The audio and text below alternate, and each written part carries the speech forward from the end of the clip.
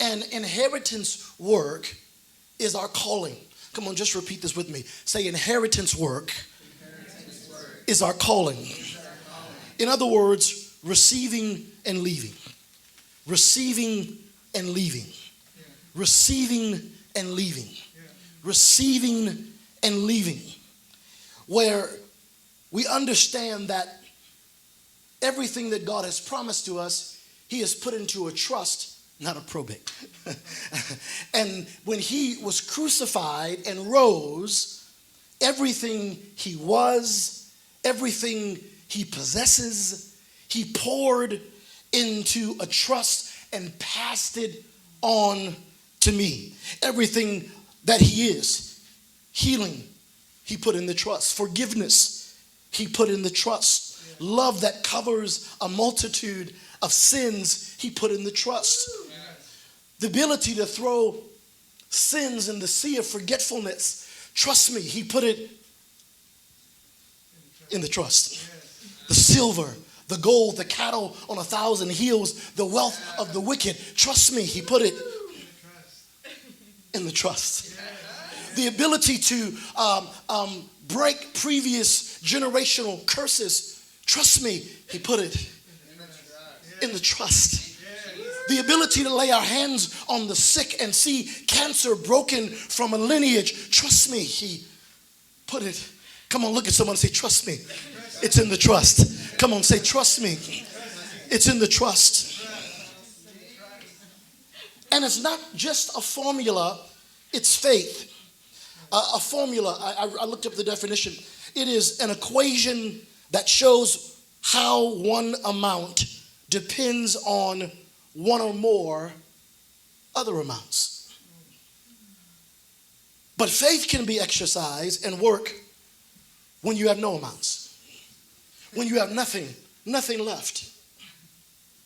When you know that if you could just touch the hem of his garment, your 12-year issue will be healed. When you know that a stone of unbelief has sealed what you love in a tomb and says it's dead, faith can reach out and accomplish the impossible. When you are forgotten in a prison cell, but you've been called to be a president, that's when faith works.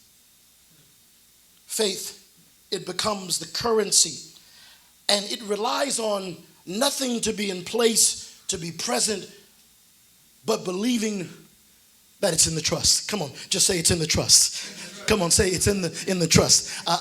I recently created a trust, so it's a part of my message. It's in the trust. Faith is single, supernatural, daily trust. Daily faith. Daily dependence. Daily expectation. Daily reliance. Because what God tells us to do today or in one service may not be what God tells us to do. Trust me. Come on, look at someone and say, trust me. It's in the trust. And so in the book of Isaiah, I believe it is Psalms actually, Psalms 105, 43 to 45. I hope I get this right.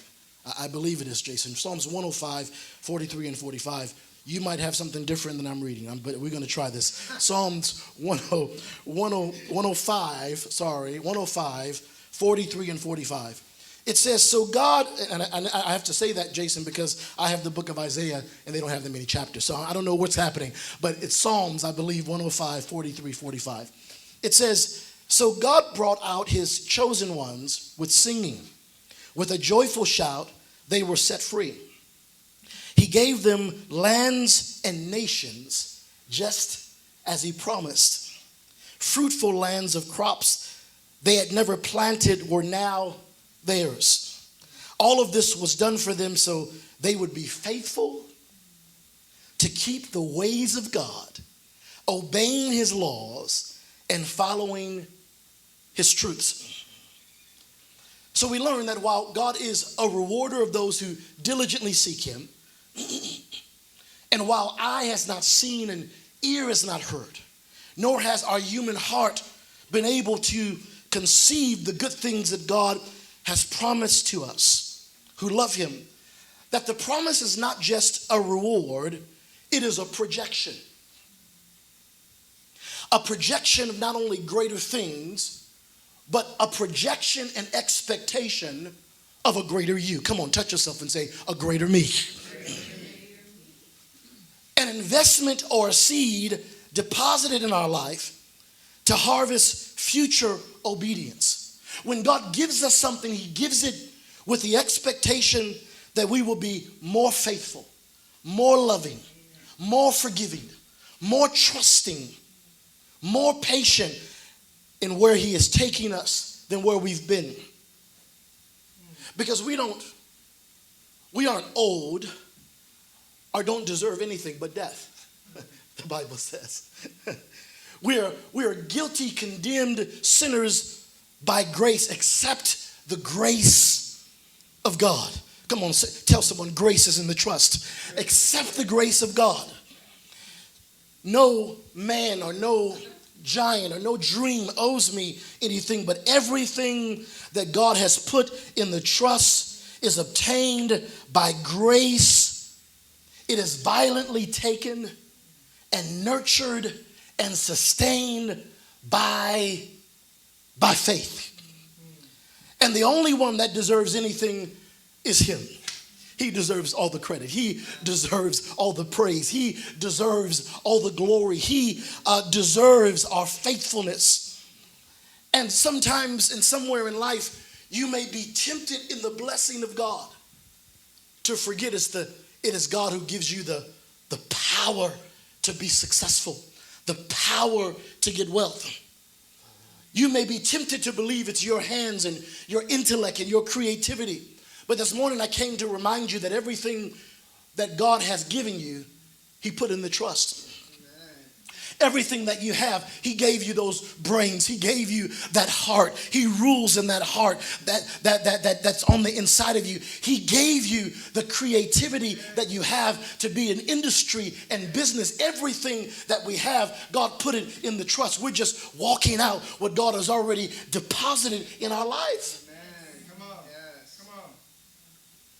Every area of healing you walk in, God put it in the trust. You're just walking it out. Every area of forgiveness, the impossible areas where you cannot forgive, God put impossible forgiveness in the trust for you.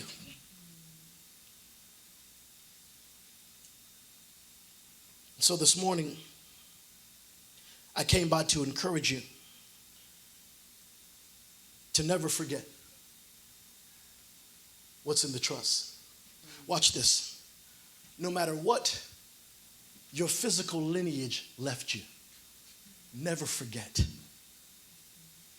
what's in the trust. No matter what your father or your mother left you, never forget what's in the trust.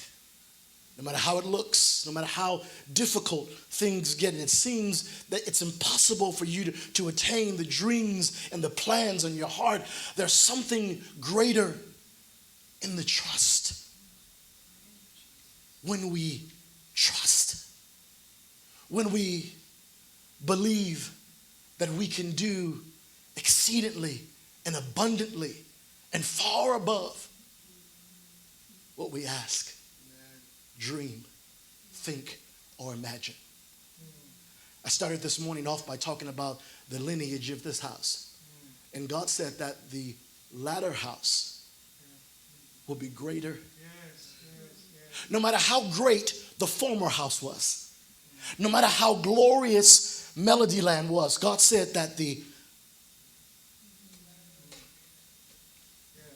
either you believe that. Watch this. The latter state of my sons and daughters will be greater. The latter state of your marriage and your parenting shall be greater. The latter state of your mental health shall be greater than the former. Sometimes God allows us. The book of Deuteronomy 8:15-18. I'm going to end with that, Jason. He said this, don't forget. Deuteronomy 8:15-18. He said, don't forget, he led you through the great and terrifying wilderness with its poisonous snakes and scorpions, where it was so hot and dry. He gave you water from a rock, from an impossible source, from a hard place. He fed you with manna in the wilderness, a food unknown to your ancestors. And he did this to humble you and test you for your own good. He did all this so you would never say to yourself, I have achieved wealth with my own strength and energy. Remember the Lord your God. He is the one who gives you the power to be successful in order to fulfill the covenant or the inheritance he confirmed in your ancestors with an oath. He gives me the power to be successful in order to fulfill the trust he left. Yes. Thank you, Jesus. And sometimes he allows us to be hungry and empty and forgotten just to test us and to feed us and to test us and to feed us and to test us and to feed us, because we're constantly in inheritance work, receiving and leaving. Come on, say that, receiving and leaving. Come on, say that, receiving and leaving. And sometimes he allows us to be tested to remind us that he gives the power to get wealth. He gives the power to get into the school. He gives the power to get the job. He gives the power to get the real estate in California. He gives the power. Yes. Come on. This morning, God is releasing to you something unknown to previous generations. In the season that you're in, I came by to tell you, this is just a test. This is only a test. Every promise that God gave us, every reward, is to alter human behavior. Last week, Pastor Chris and Pastor Sam prayed over Josiah. I missed the service. I was watching online. And he's just been walking through some difficult things. And just to see what God has been doing in his life since they gave that prophetic word. And I won't go into all detail of that. That'll be for another day. But what I'm realizing is that God is calling me to exemplify him to Josiah. And everything that's difficult for Josiah, for those of you who are parents, you understand this.